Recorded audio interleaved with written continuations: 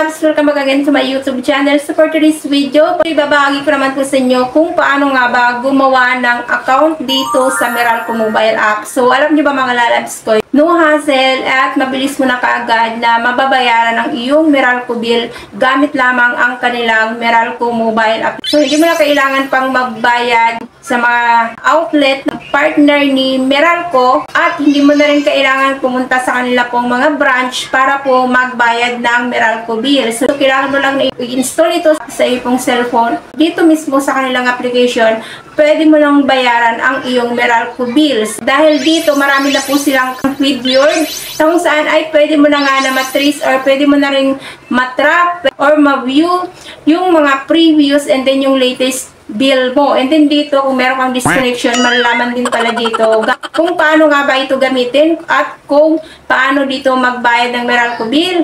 Ayan, ito po ang ituturo ko po sa inyo ngayon. So, let's go!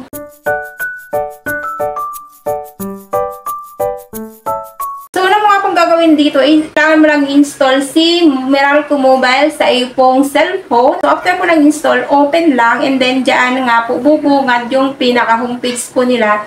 So, dyan po makikita nyo muna po kaagad yung mga video ni Meralco. So, dito meron view or report outages. So, book an appointment, start a service, activity tracker, frequency answering questions, business centers, bright ideas, orange tag, and appliances calculators. Dito nga po kapag ikaw ay first timer user, kailangan mo ditong mag-register. So ayan, dito nga po is very basic lamang po ang hihingiin nila dito na information sa'yo. So no need ID, kailangan mo lang ditong fill up ang iyo pong first name, middle name, and last name, and isama mo na rin yung email address mo and isang active cellphone number. Maaari ka nga na mag-register using your Facebook or using your Google account. Kung nakatanggap ka na nga ng Meralco bill dito, so kailangan pong ilagay dyan yung total kilowatt hour used and then yung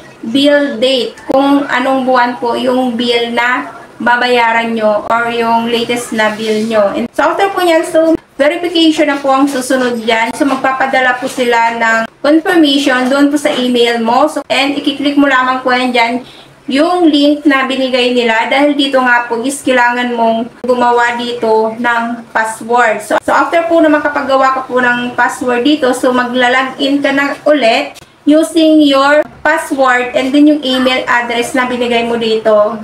So, may bubungad lang po yan dyan. Announcement po nila. So, maaari nyo po yan na basahin for information. Makikita nyo na po kagad yung current billing po ninyo. Yung customer account number or yung tinatawag na CAN na makikita nyo po yan dyan sa bill po ninyo. So, kagaya ko meron po akong for payment na bill. So, ayan, 2,899.77. So, dito nga po, maaari na po nating bayaran yung bills po natin gamit lamang po yung Meralco mobile app. So, ayan, so, click mo lang po yung pay now na yan para makapag-proceed po doon sa payment ng iyo pong bill.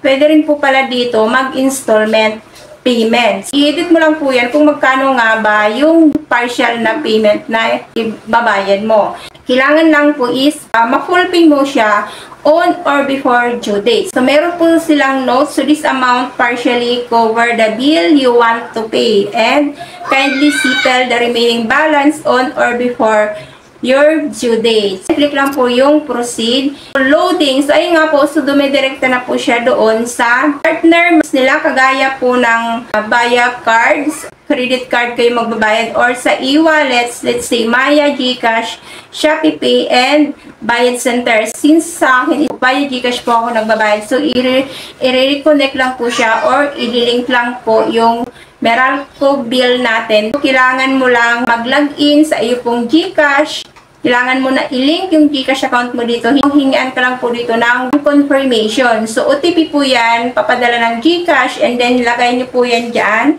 copy and paste nyo lang po and click lang po next. Mabilis lang mating na kagad yung confirmation na nakapagbayad na si GCash ng atin pong Meralco bill. So, ayan, papadalan din po kayo dyan na nai-process na nga daw po yung ating Meralco bill. Papadalan po kayo dyan ng confirmation via email, katunayan na nakapagbayad na po tayo dito sa Meralco mobile app. So, ganun lang po mga alarms ko, kadali, and back lang po kayo doon sa mobile app nyo, and so after processing nga po yan, so mag-a-appear ka agad doon sa iyo pong Meralco bill kung magkano nga ba yung balanse na kailangan mo pang bayaran, or kung nakapagbayad naman po kayo dito ng full pay, mag-a-appear naman ka agad yan doon na zero balance na po kayo. But dito po sa akin may natira pa rin na 799.77.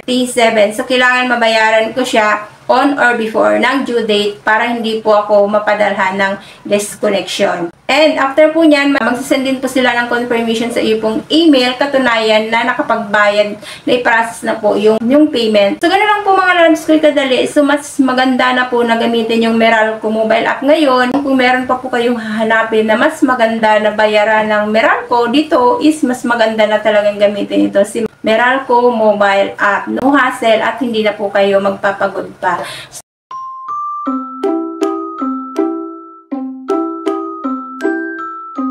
Thank you for tuning in for now, mga lalabs ko. So, sana nakatulong. If kung nakatulong naman sa inyo, please consider to subscribe and click mo na rin po ang bell button dyan para naman lagi kayong updated sa mga incoming videos na na-upload ko dito sa aking channel.